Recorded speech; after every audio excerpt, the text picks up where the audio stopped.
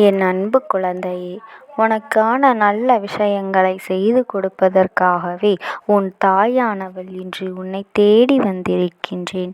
என் பிள்ளையே, இன்று உன் அம்மா உனக்கு ஒரு முக்கியமான விஷயத்தை தான் சொல்வதற்காக வந்திருக்கின்றேன். அதனை என்னவென்று கேட்டு அதன்படி நடந்து கொள்.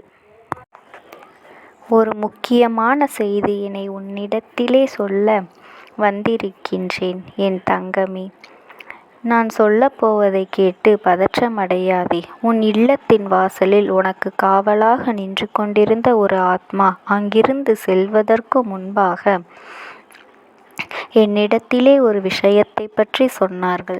அவர்கள் சொன்ன விஷயம் என்னவென்று தெரிந்தால் நீ நிச்சயமாக உன்னுடைய கண்கள் கலங்கிவிடத்தான் செய்யும். என் குழந்தையே, உன்னை அளவைக்க வேண்டும் என்று உன் அம்மா நான் இதனை சொல்லவில்லை. உன்னை சுற்றி நடக்கின்ற விஷயங்கள் என்னவென்று தெரிந்து கொள்ள வேண்டும் என்பதற்காகத்தான் அம்மா உன்னிடத்திலே இதை சொல்வதற்காக வந்திருக்கின்றேன். நீ இந்த வாழ்க்கையில் அதிகமாக நேசித்த ஒரு உறவு நிரந்தரமாக உன்னை விட்டு பிரிந்துவிட்டது. உனக்கு இப்பொழுது கூட ஒரு சந்தேகம் வரலாம். அம்மா தெய்வம்தானே காவலாக நின்று கொண்டிருப்பார்கள், ஒரு ஆத்மா எப்படி காவலாக நின்றது என்று நீ நினைக்கலாம். என் செல்லமே, நீ அவரின் மீது அந்த அளவிற்கு அன்பு வைத்திருந்தாய்.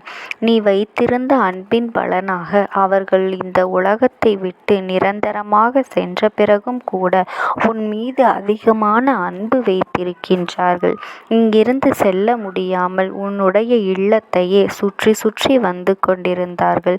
அதற்கு இன்னொரு காரணம் என்ன தெரியுமா?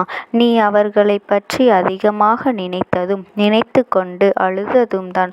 அவர்களால் உன்னுடைய அழுகையை தாங்கிக் கொள்ள முடியாமலும் இங்கிருந்து செல்ல முடியாமலும் தவித்து நின்று கொண்டிருந்ததோடு அவர்களின் ஆத்மா சாந்தியடைய முடியாமல் உன்னுடைய இல்லத்தையே சுற்றி சுற்றி வந்து கொண்டிருந்தார்கள். அது மட்டுமல்ல, உனக்கு பாதுகாவலாக இங்கே நின்று கொண்டிருப்போம் என்று நினைத்து விட்டார்கள். ஆனால் அதில் ஒரு ஆத்மா அல்லவா? அது ஒரு ஆத்மா அல்லவா? ஒரு பல கஷ்டங்கள் இருந்தது. அது அந்த ஆத்மாவினுடைய உலகம் இங்கு கிடையாது. அதையும் தாண்டி உன்னுடைய கண்ணீர் துளிகளை கண்டு மனவேதனை அடைந்து உன்னை விட்டு பிரிந்து செல்ல முடியாமல் அவர்கள் இங்கேயே தங்கிவிட்டார்கள். சில நேரங்களில் உனக்கே அவர்களுடன் இருப்பதை போன்ற உணர்வு ஏற்படும். அது மட்டுமல்ல, அதை அவர்களுக்கு தெரிவிக்கும் விதமான பல உணர்வுகளும் உனக்கு தோன்றியிருக்கும். என் குழந்தையே, அப்படி தோன்றுகின்ற சில உணர்வுகளினால் உனக்கு அவர்கள் அருகில் மிகவும் இருப்பது போல பல உணர்வுகளை எல்லாம் நீ சந்தித்து இருக்கின்றாய். என் குழந்தையே, நீ இப்பொழுது வாழ்க்கையில் நடந்த ஒரு சில விஷயங்கள் உனக்கு நிச்சயமாக ஏதோ ஒரு பதற்றத்தை ஏற்படுத்தி இருக்கும். அதனால்தான் அந்த ஆத்மா உன் இல்லத்தை விற்று சென்று விட்டது. ஏன் தெரியுமா? நான் உன் அம்மா உன் இல்லத்தை நோக்கி வரும்பொழுது அங்கே ஒரு ஆத்மா நின்றதை கண்டு கொண்டேன். அதனால் அந்த ஆத்மாவினுடைய என்ன விஷயங்களை நான் தெரிந்து கொண்டேன். அவர்கள் யார் என்பதும் எதற்காக இங்கு நிற்கின்றார்கள் என்பதையும் என்னிடத்தில் அவர்கள் சொன்ன விஷயம் இதுதான். உன்னுடைய கண்ணீரை கண்டு மனம் விரும்பி இங்கிருந்து செல்ல முடியாமல் நின்று கொண்டிருப்பதாகவும், ஆனால் என்னுடைய உலகம் இதுவல்ல, என்னால் இங்கு இருக்கவும் முடியவில்லை, இவர்களுக்காக நான் இங்கே நின்று கொண்டிருக்கின்றேன் என்று சொல்லி என்னிடம் அழுதது. அது மட்டுமல்லாமல் அவர்கள் என்னிடத்தில் இன்னொரு விஷயத்தையும் சொன்னார்கள். என்ன தெரியுமா? அவர்களின் மனவேதனையை ஒட்டுமொத்தமாக என்னிடத்திலே கொட்டி தீர்த்தார்கள். நான் இவர்களை விட்டு இவ்வளவு சீக்கிரமாக பிரிந்து செல்வேன் என்று கனவிலும் நினைக்கவில்லை. என்னுடைய மனது இப்பொழுதுதான் நல்லபடியாக இந்த வாழ்க்கையில் சென்று கொண்டிருந்தது. அதற்குள்ளாகவே இந்த வாழ்க்கை எனக்கு முடிந்துவிட்டது. என்னால் இதனை ஒருபொழுதும் ஏற்றுக்கொள்ள முடியவில்லை என்பது உண்மைதான். ஆனால் இதிலிருந்து நான் மீண்டு வர வேண்டும் அல்லவா? இதை ஏன் தான் நினைத்து கொண்டிருந்தால் என்னுடைய உலகத்தில் என்னால் எப்படி நிம்மதியாக இருக்க முடியும்? நான் இந்த சூழ்நிலையை கடந்து எனக்கென்று இருக்கின்ற உலகத்தில் சென்று சேர வேண்டும் அல்லவா? அதை நோக்கிதான் இப்பொழுது பயணம் செய்து கொண்டிருக்கின்றேன்.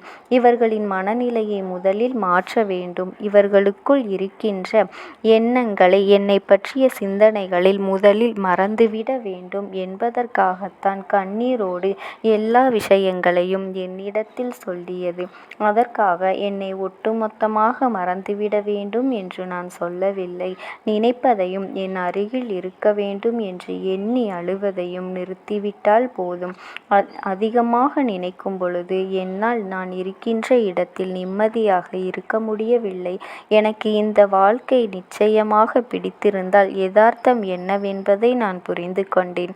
இங்கிருந்து இந்த ஆத்மா செல்ல வேண்டிய கட்டாயம் எனக்கு இருக்கின்றது.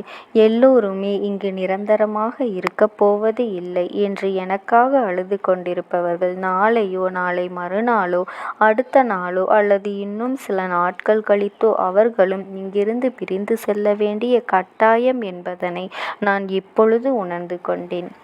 அதனால் இறப்பு என்பதை என்னால் பெரிதாக எடுத்துக்கொள்ள முடியவில்லை.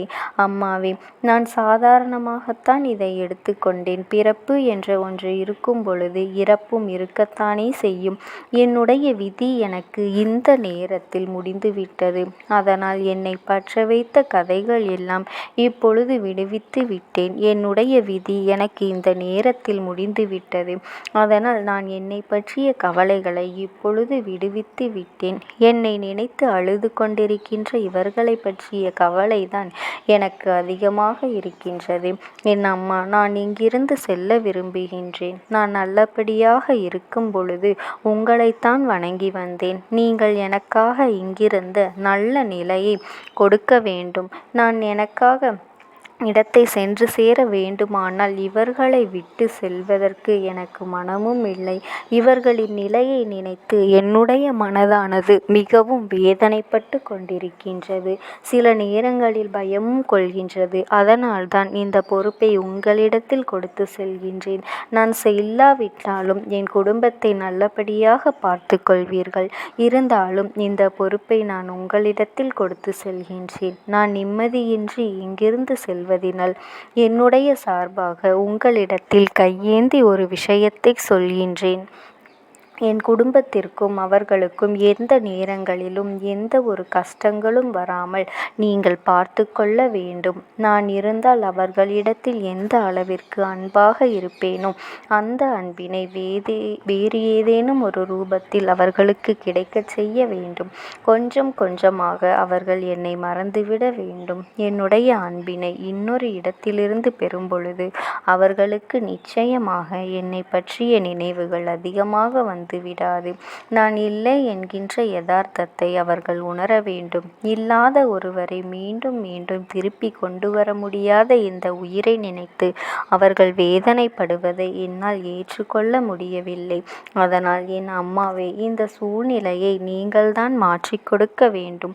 அதனால்தான் உங்களிடத்தில் வந்து நின்று கொண்டிருக்கின்றேன். நான் இந்த இடத்தை விட்டு சென்ற பிறகு என்னுடைய குடும்பத்திற்கான சந்தோஷத்தின் முழு பொறுப்பையும் நீங்களே எடுத்துக்கொள்ள வேண்டும்.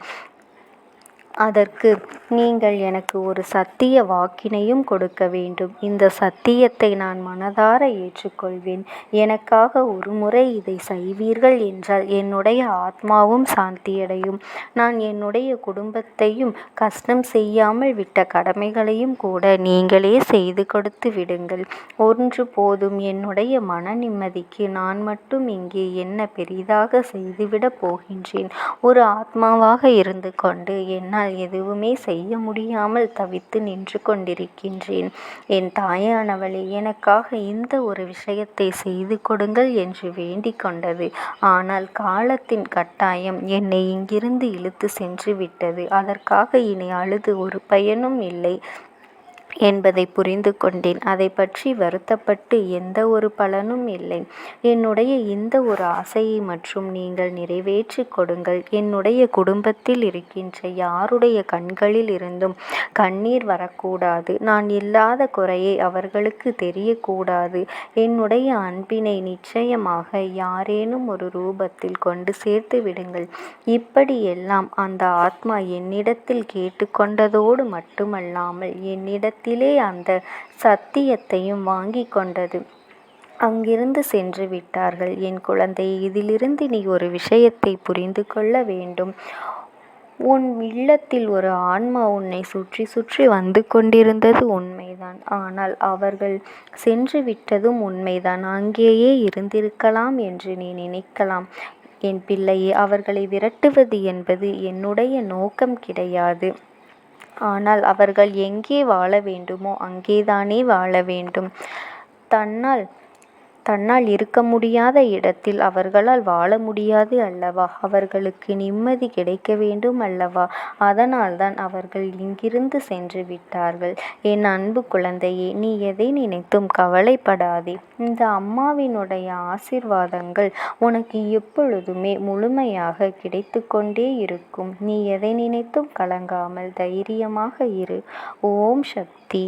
ஓம் ஆதிபரா சக்தி.